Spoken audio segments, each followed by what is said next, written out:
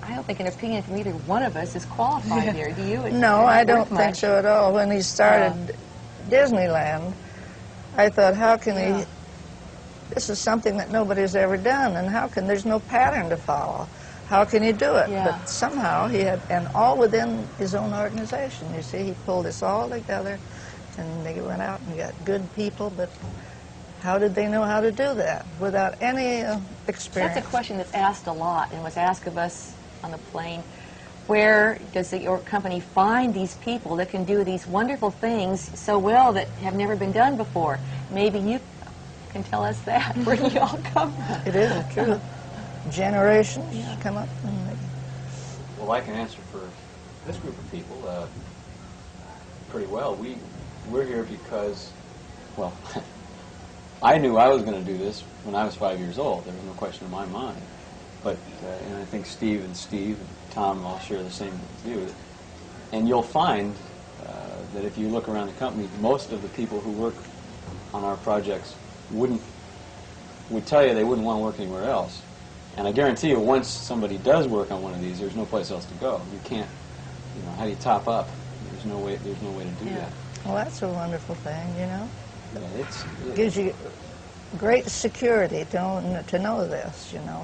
That, but I've always had a feeling, don't get too big, too large. and Too late. Yeah, as I said, We're here. I have some bad news for you. You said something that prompted a question. Did you coach Walt a lot? Did you ever, and you too, did you guys get into, just sit around the kitchen table and talk about what he was doing? And, Yes, but he did the talking. He did we didn't help him, did we? No, I know, except maybe sometimes did not seem as excited as he thought we should be. I know Yeah. he'd be all fired up about something starting way back when he used to bring his pistons that he was working on for his train, which really, I think, was one of the beginnings of this whole thing, and he'd bring it to the dinner table at night and pass it around and talk about this piston. But I think that he never stopped talking about what he was going to do, what he wanted to do. Did he lie? And That didn't make him boring. No, I'm so grateful that everything he thought of and started has come to pass. Very grateful. I think we all are. So happy about it, and it's such a clean, beautiful business to be in. Why this kind of a thing appealed to Dad so is because you can change it. And he got bored with things you couldn't change. He said, a film, you put it in a can and that's it. But something that you can continually change the shows, update them, upgrade if necessary wherever, and that's why I think something like this is really in the spirit of everything that he wanted to do. I don't think he ever would have gotten bored here. No, we didn't. if we were to think about it, and if it's a big if, obviously, just off the wild side of your head, what other business could we now get into? If we had Walt here and he was sitting here today, you talk about him getting bored. I've got to believe he'd say, okay, we finished this now. We haven't done that ski resort yet. That's what I was thinking of, too. We couldn't do it, but we might someday. That was huh? something he really wanted to do. He really liked the idea of skiing. He thought it was a neat, going way back when he used to go. He never skied well, but he liked it. You know, got involved in the Olympics and but I think we could do a wonderful thing with that. Well, that's We sort of all- on the order of this. He wanted to kind of build it the same way with a new slant to ski resorts. But I think what your future dreams are for Epcot, that it would be, and his original thing, the Epcot idea, was it'd be a sort of a center for ideas from all over the world. Important things would happen here. You start out entertaining beautifully, and through that you build an audience, and you begin to educate, and you begin to do other wonderful things. They all happen here. I think that's The headquarters. a nice goal. One of the things you touched on earlier as well was we, meaning us in the company, have recently taken a lot of heat about, well, where's the Dome City? And you didn't do what Walt said you were going to do and all that. Is there a good answer for that other than than the one that we all are content with, which was, look, he was talking a concept. Yeah. You know, it would have changed. Are there maybe I'm wrong, but are there other mediums that had we had that leadership at this point, or even knowing what we know now, that we could get into? Maybe what I'm getting at is people like to pigeonhole Walt as a leader in the entertainment business. Maybe he was not specifically in the entertainment business. It reminds me of the Pennsylvania Railroad story. I had a chance to buy an airplane once. So, no, we're in the train business, and it promptly went out of business because airplanes became the next thing. It seems to me, looking back, that Walt had an amazing, almost terrifying ability to look 10, 15, 20 years down the road and say, you know what, this is going to be hot in 20 years. We got to do it right now. Is there that left for us? Is there another medium, a whole new thing that we could be doing? Sure there is. Beyond entertainment, beyond film? His mind was never inactive. When I can remember when he was so interested in airplanes. We used to go over to the airport and stand and watch planes land. And this was he just was thinking all the time, and railroads the same way. We'd go over and watch the trains come in. And then that all developed into this, I think, his interest in those things. He didn't, our first plane was a little one, and we had one pilot. And Walt said then he wanted all his son-in-laws and everybody to learn to fly that plane. So after he'd been up in it 2 or 3 times, he said, I don't want you to touch it. He said, that's a business all its own. You could keep away from it. We'll get pilots to fly that plane. But he wanted the best of everything, and he got it. Now, apropos of what your question, though, I think Dad really was an entertainer. I think that was his prime concern, but he was fascinated with progress, fascinated with all kinds of technology. Given another maybe upbringing, another sort of direction or something, he might have been Albert Einstein. I don't know, because he had that kind of a mind that, but I think he was the guy who would have pursued something with a passion to some point of discovery. But I think that he wasn't an entertainer. I think he was really more concerned with going way back to when he was a child. Everything that I've ever heard about him, he really, things will come from here, and I think that's what he hoped to create in Epcot, was as that center where maybe wonderful things would happen. Some scientific conferences and that sort of thing, that all the great minds of the world together here in this wonderful place, and create a very congenial atmosphere, and wonderful things will happen, like Cal Arts, where he wanted to get all the arts together. And That's a wonderful thing to do, too. But I think that he was really an entertainer. I mean, he felt that was his expertise. Did he get his... That doesn't mean you can't do something beyond that now, It seems to me that what you're saying is he had an instinct for that. Did he do a lot of hard research? Did Walt go... Did he go to movies that other people made and watch the audience reaction, or...? We went to every show that ever came along, everything. He loved entertainment. He loved theater. We'd go to New York, and we'd be booked into every show they had there. And circuses. He was always searching. We'd go to Europe. He'd find everything over there that he could say. Always searching. Yeah. Just always. Did he talk to the people about it, or did he just kind of observe it? And anybody he'd talk to about it. When we were up at Zermatt, and he was making a picture up there, he'd talk to the people that were just walking around, the town people, and get all he could get out of them, what they thought of the he was a searcher of knowledge all the time. And he had a lot of... He was curious about everything. Mm-hmm. He used to take the kids over to ride on a little pony ride. And he'd sit there, I wouldn't go with him, but he'd take Diane and Sharon over, and he'd watch the people. What did they like that or something? And it would be a dusty little place, but he'd sit there, and then he'd take them out to lunch, and take them over to the merry-go-round and watch them. And I didn't think that this was possible when I went with him to buy the property here. It was a horrible piece of property, dust and everything, and he was excited about it. And this was a big thing to do. He undertook that, and God love him, he didn't get to realize what you've all done. Did you ever think he was just plain nuts when you were you'd hear one of these off-the-wall ideas? I can imagine coming home and have your husband tell you, by the way, I'm going to go buy 47,000 acres in the middle of a swamp in Florida. That was a big thought, I'm telling you, when he decided to buy all that property. But he did it. Talked Roy into it. And he said to Roy, you go out and get the money, I've got the ideas, and he did. Jenny, could you give me one good thought about something you remember about your grandfather that would be the first thing that comes to your mind? Don't tell about the scotch. Yes.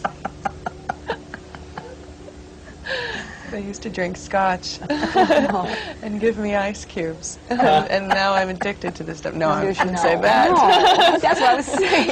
It's an interesting thing. A lot of times when I drink scotch, I talk to Walt. Especially if I drink a lot of scotch. This was cute because we used to have highballs at home, and they were little, and they were up at my house a lot.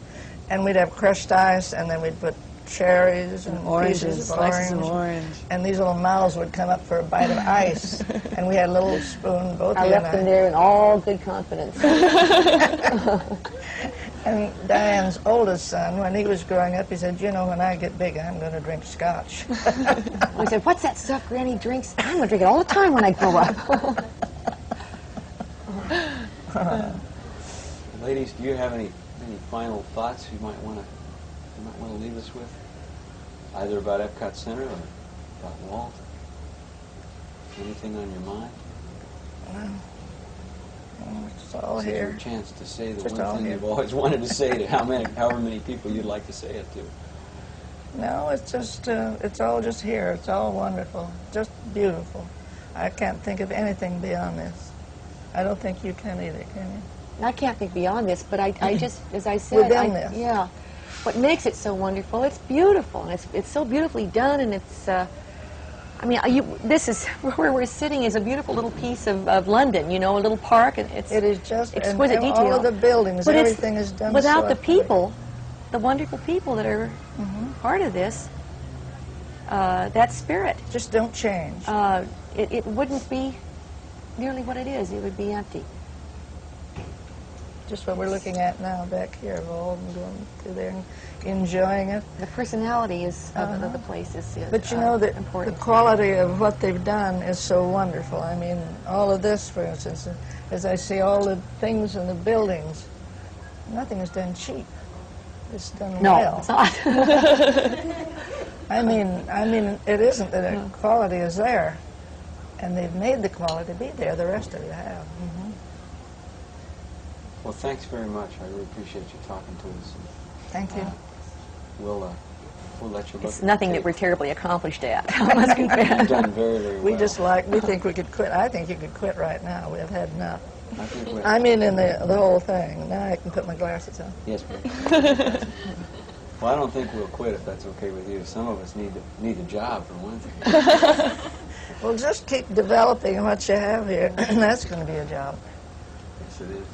The beauty of it, the landscaping and all, is just wonderful. And we thank you. Thank you very much. Thank you.